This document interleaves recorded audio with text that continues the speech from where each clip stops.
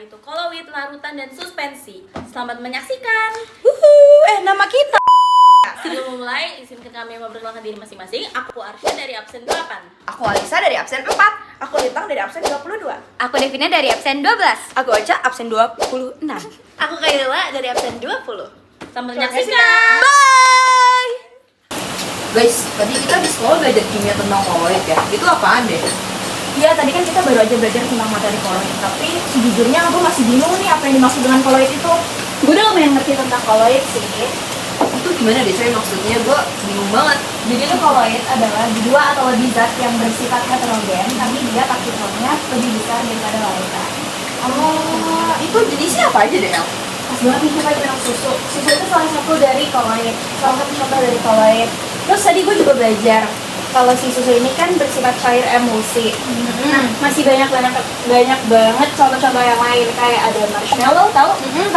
Margarin, itu juga termasuk dari koloid. Terus ada, coba kalian baca. Banyak banget contoh-contohnya di situ. Oh, banyak ya. Ternyata ada salt padat, emulsi padat, dan juga buih padat ya? Banyak banget contoh-contohnya dan yang ada di kehidupan kita sehari-hari. Thank you, El, penjelasannya. Kita belajar apa sih? Koalisasi, korelasi, koloid. Apaan sih? Kok kayak gitu doang? Enggak. Dan lagi, apa lagi? Iya, betul banget. Kita aja yuk. Ayo, siapa yang mau buat? Gue jangan. Oke. Yuk. Masak yuk. Ayo.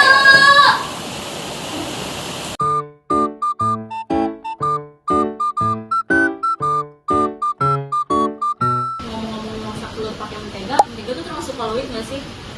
Emang iya? Nggak tahu gue. Harusnya sih yang gue baca tadi sih mentega tuh termasuk koloid ya, karena mengandung molekul air yang terperangkap di antara lemak. Koloid kan partikel-partikel kecil yang dispersi sama suatu zat. Iya sih. Ya kan?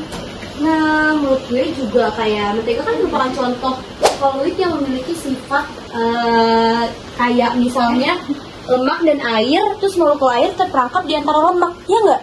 Betul. Nah, tapi tadi kalian belajar nggak sih sifat-sifatnya? Nggak tahu. Gue lupa lagi. Gak sempet kayaknya. Kalian nggak sempet belajar? Enggak. Enggak. Tadi gue baca kalau nggak salah. Sifat-sifat koloid itu kalau nggak salah ada 6. Ada efek Tyndall, ada gerak Brown, ada adsorpsi, ada koagulasi, ada dialisis, ada elektroforesis. Itu apaan sih? Jelasin dong. Emang tadi kan juga nggak belajar? Iya, kita baru masak ya. Iya. Kalau nggak salah nih ya, gerak Brown itu gerak acak karena adanya tumbukan antara partikel dan partikel. Ya nggak? Efek Tyndall tuh apa? Efek Tyndall itu berarti penghamburan berkas cahaya karena partikel koloid yang berukuran lebih besar. Contohnya tahu nggak sih apa? Enggak. Contohnya nggak tahu apa. Tahu sih. Jadi salah satu contoh dari efek Tyndall itu kita bisa lihat kalau misalnya kita nyenterin cahaya ke susu. Nah, cahayanya kan nggak tembus tuh. Iya, Gitu. benar. Jadi berarti mentega ini termasuk padat ya? Apa tadi?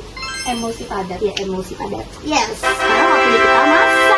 Siapa pelajaran kita?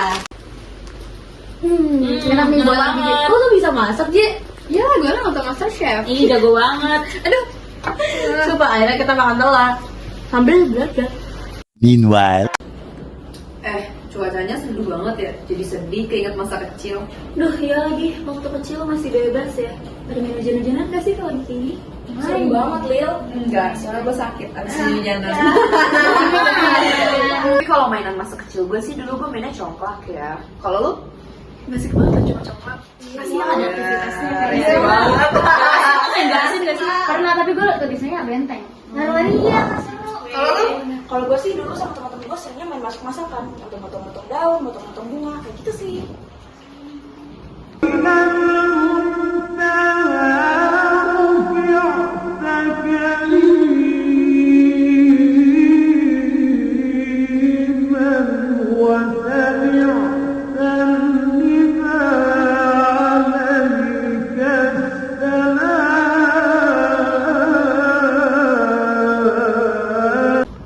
Tapi kayak pas udah gede kayak gini, jadi kayak mikir gak sih kemarin pas kita belajar kimia, terus kita kayak bahas tentang suspensi. Nyambung banget sama ini nggak sih tepung gula air? Keren banget. Dia ternyata dari kecil udah kimia-kimiaan. Suspensi. Gue kayaknya belum belajar sampai sejauh itu deh. Emang apa mas suspensi? Gue tadi sempat nyatet sih. Jadi suspensi itu sebentar ya. Boleh catatan gue dulu. Jadi suspensi itu adalah campuran heterogen dengan ukuran partikel yang lebih besar dari ukuran partikel koloid. Oleh karena itu, partikel-partikel tepung mengalami gaya gravitasi sehingga tepung itu dapat mengendap apabila campuran air tepung didiamkan. Nah, itulah kenapa campuran air dan tepung itu masuk ke dalam suspensi, guys. Gokil sih ya, kita dari kecil belajar kimia. Keren banget, nggak sadar ya? Tapi gue sempat ini sih searching juga tentang sifat-sifatnya suspensi itu. Nih, tunggu bentar ya. Jadi pokoknya dia itu campuran heterogen terdiri dari 2 zat atau lebih. Terus juga menunjukkan efek tinggal karena ukuran partikel yang besar. Sama partikel dalam suspensinya itu dapat dipisahkan melalui metode fisik kayak proses filtrasi gitu. Oh, berarti prosesnya kurang lebih sama lah ya kayak tadi tepung sama air ya? Iya. Berarti sama kayak kopi hitam bubuk dicampur dengan air sama aja kayak gitu ya? Bisa-bisa itu juga. Oh gitu. Banyak belajar ya kita hari ini. Iya, benar-benar. Sumpah keren banget. Terus kayak ternyata tuh kimia yang ada di buku itu di kehidupan kita sehari-hari. Iya, Sumpah kita lakuin nggak sih? Iya. Dari kecil bahkan. Kita nggak notice loh. Wah, hal sekecil itu dari kimia. Iya, keren banget. Sumpah. A few moments later.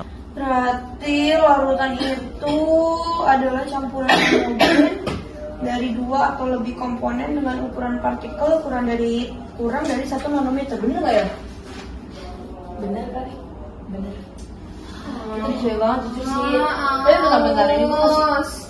Iya, tapi kalau misalnya larutan itu dia tuh kayak contohnya garam sama air gitu nggak sih? Iya benar, garam sama air, gula sama air. Aus, mau berisi. Terus ngapain sih orang kita kalah sama sekali? Capek. Doang. Belajar itu capek dan Tuh yang penting banyak haus. Tidak, gimana kalau kita beli minuman kita GoFood? Kita mau GoFood apa? Gak usah buang-buang duit. Orang lagi ada di rumah, kita masak aja yang ada. Bikin minuman apa kek? Ini Buat dia. apa? Daripada lo pada bisik, gua bikinin ikut. Bisa coba.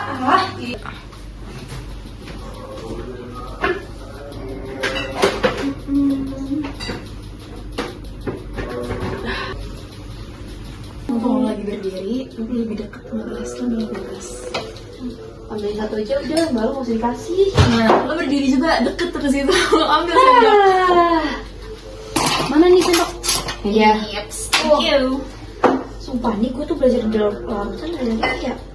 Udah capek. Tapi ngomong-ngomong, berarti ini tuh termasuk larutan kan? Ini Iya. karena Karena dia itu campuran homogen dari 2 atau lebih komponen dengan ukuran kurang dari 1 nanometer. gitu. Iya, harusnya ya.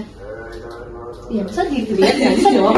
Kayak oke lah, soalnya ini kan nanti bakal dicampur air. Contohnya tuh kayak air gula, yang kayak air gula, air garam, itu sebenarnya larutan. Oh, karena ini sebagai larutan dan ini sebagai pelarutnya. Yes, betul banget. Keren banget sih, ngapain aja tuh anak berdua. Elah. Lama banget tuh berdua, ngapain sih? Menurut lo ngapain? Ya lagi buat sih. Itu lama banget sih. Ya udah maaf, kita kan juga nggak sengaja lagi belajar untuk kehidupan sehari-hari, larutan. Masa enggak dari bikin sirup gini aja gue dapet ilmu baru dari dia kan? Alay banget lo, itu kan pelajaran kimia, ngapain dimasukin ke kehidupan sehari-hari sih? Bagus udah bilangin gue aja ya. Mendingan dibanding sirup sendal bang TV.